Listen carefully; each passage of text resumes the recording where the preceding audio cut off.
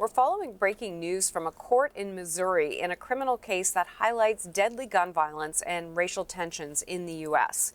In the last hour, an 84-year-old white man has pleaded not guilty to charges relating to the shooting of a black teen on his doorstep.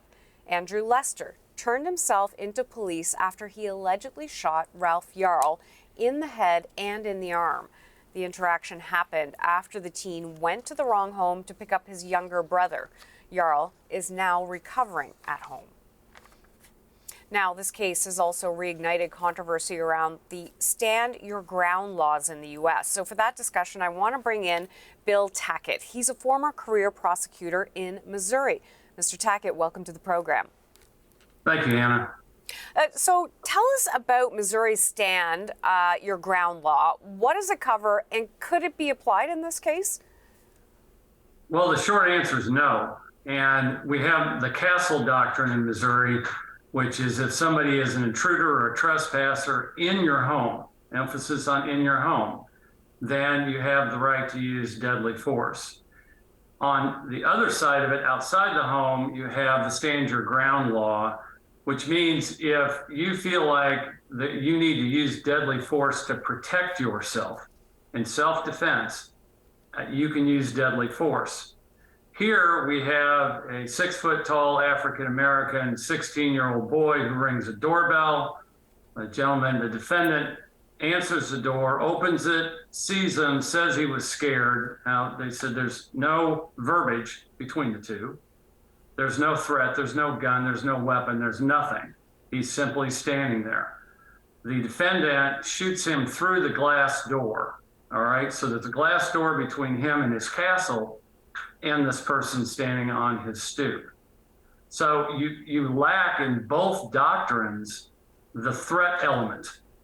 And he can say, you know, here was an African-American that scared me all he wants, but when you're in front of a jury, that's simply not going to be enough for them, for 12 people to say, yeah, you should have killed him.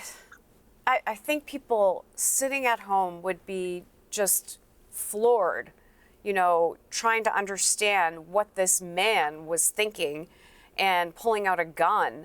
He says he was trying to defend himself. Is there anything that he presented today that would back that up? Anything at all? Well, the prosecuting attorney did not think so, and he's got access to the reports. Obviously, everybody has the probable cause statement. They're just, you don't have him in the house. You don't have him breaking into the house. You don't have him saying, threatening him. You don't have him with a weapon in his hand. He's completely devoid of anything that would invoke a threat. And without the threat, stand your ground does not work. The castle doctrine does not work. Just the plain self-defense law in any state does not work. It just simply will not work here. And you know, the process that happened Thursday when this all took place, it was just a breakdown.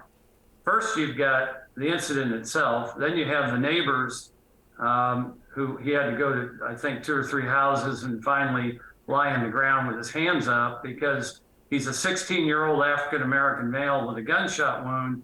Well, he must have committed a crime. So we're going to have him lie down and put his hands up. Then the defendant is released, and the theory that's been given is, well, he's 84 years old. Where's he going to go? All right, well, that's not how this works, all right? It's the two elements when our judges set a bond or when law enforcement is considering release is, are they a threat to the community and are they a flight risk, all right? Now, they made the determination somehow that this 84-year-old man can't drive 25 minutes to Kansas City International Airport and fly off. Somehow they made that determination. But the second part, are they a threat to the community?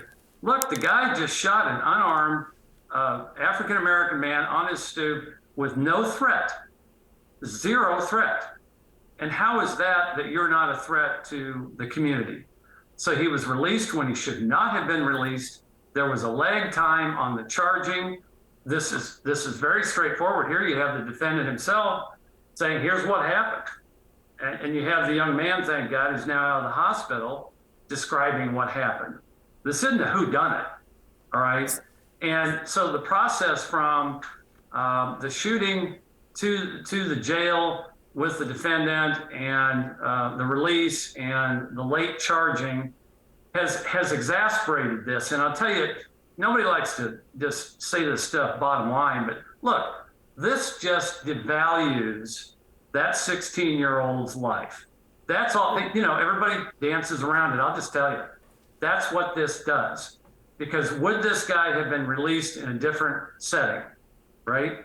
I can tell you, as nearly 20 years of doing this stuff, I get the call and the guy shoots through the glass.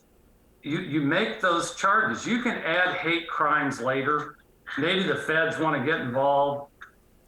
You can move your charging around, but you definitely are going with assault in the first degree, armed criminal action. You know that.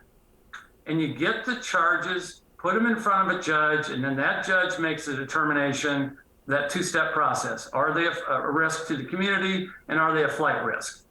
That's how this should have happened, and it didn't happen. So just quickly before I let you go, where does the case go now?